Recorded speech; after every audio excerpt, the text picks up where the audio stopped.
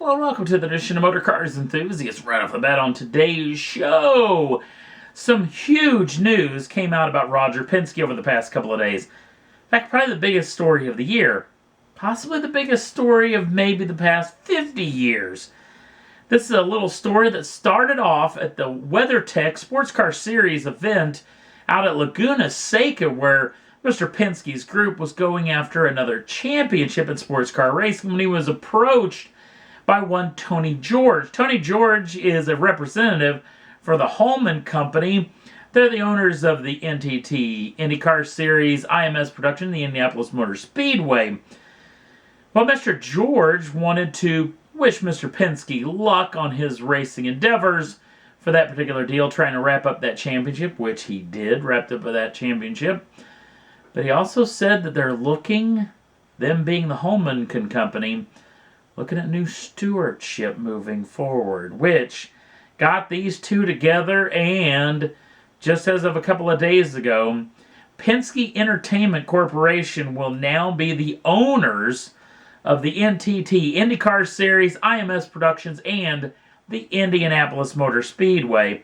Only the fourth owner of the Speedway in its well over 100 years, and the first new owner in nearly 70 years. So I cannot think of a better organization to take the Indianapolis Motor Speedway, the IndyCar Series, and all of the other subsidiaries into the future. So it's going to be a big deal. It's going to become official this January in the year of 2020, and thereon forth, the Penske Entertainment Corporation will be the head of the Speedway. So good times for the Speedway moving forward. Next up on the list, well, Ford showing off this particular machine in a little celebration for its 50th anniversary of Rod Hall's historic Baja 1000 win. And we're getting a little bit closer look at what the new Bronco is going to look like out of this particular machine. Now, obviously, this isn't the new Bronco. This is a full tube frame race truck with 14 inches of front suspension travel, 18 inches in the rear. Apparently, though, the engine and transmission are going to be the engine and transmission of choice for the new Bronco.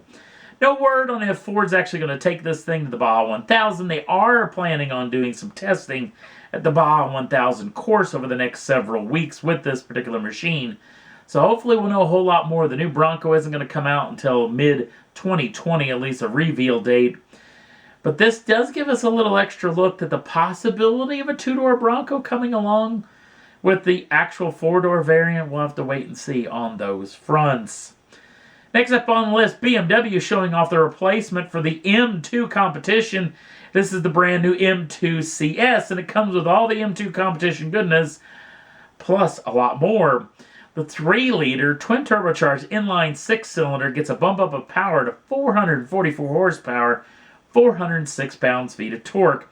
That can either be shipped through a 6-speed manual or a 7-speed DCT.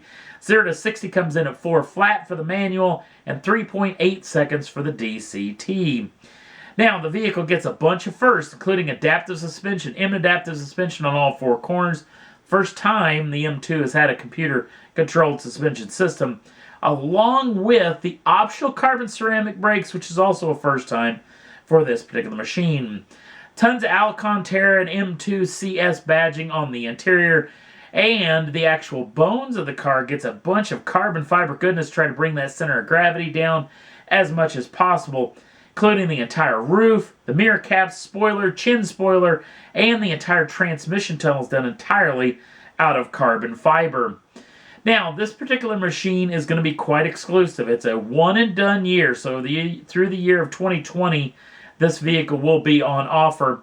And they're only going to build 2,200 of them for the world. Only 500 of them are coming stateside, and they haven't released pricing, at least as of yet. So I would head down to your Bavarian Motorworks dealership right quick if you want to try to get your grubby little mitts on one of these machines. Next up on the list, well, as we speak, the SEMA Motor Show is going on as we speak, and a couple of crosstown rivals are showing off some machines, including the folks over at FCA showing off the brand new 2020 Drag Pack Challenger. Now, this is not a machine you can drive on the street. This is specifically built for NHRA, IHRA sportsman competition. Full roll cage, adjustable suspension, wheelie bars. God, it's got drag slicks on it, the whole deal. This thing's exclusively built to go drag racing. You can't even actually license it for the road. The power plant of choice is a 5.8-liter supercharged Hemi V8 along with a T400 3-speed automatic gearbox. Now, they're only going to build 50 of these things for the year of 2020, and they have not released pricing on them, at least as of yet. So you better get down to your FCA dealership right quick if you want to get your mitts on one of these. That crosstown rival that we were talking about comes from the folks over at General Motors and the brand new 2020 Chevrolet COPO Camaro. Almost said Corvette. This particular vehicle, for the first time ever, they're going to build more than 69. They built 69 ever since they built this particular machine, harkening back to the first ever COPO Camaro built back in 1969. This particular machine will get a 5.7-liter LSX-based supercharged V8 backed up with an ATI TH400 3-speed automatic transmission.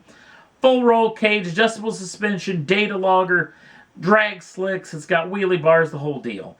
Now back to that 69. The 69 of them are going to be built for real deal drag racers. But the 70th one is going to be built in this livery. It's the 2020 COPO John Force Camaro Edition. Basically giving a big shout out to Chevrolet race car driver and 16-time NHRA Funny Car champion John Force. This vehicle will be put up on offer at the Barrett-Jackson auction, Scottsdale, Arizona, the first part of 2020 in January, with all the monies going to DonorsChoice.org. It's an organization that tries to help out schools in need with a lot of the supplies that they need for the normal days. So this thing's hopefully going to bring a ton of money for a great charity, and we cannot wait to see what it's going to bring at Barrett-Jackson. Now for the little bit of sad note side news involving the Chevrolet Camaro.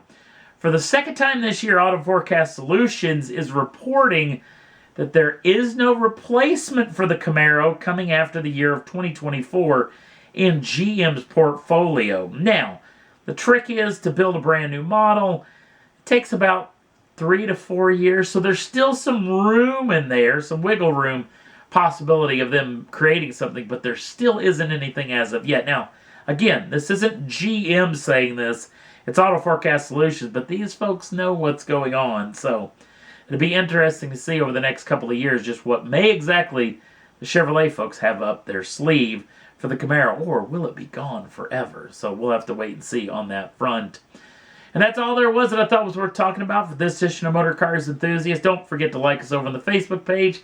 Links down in the show notes. Also, if you'd like to subscribe to the channel, you can do so at any time. Get the first dibs on the brand new shows as soon as they come out. Thanks for watching. We'll see you again real soon.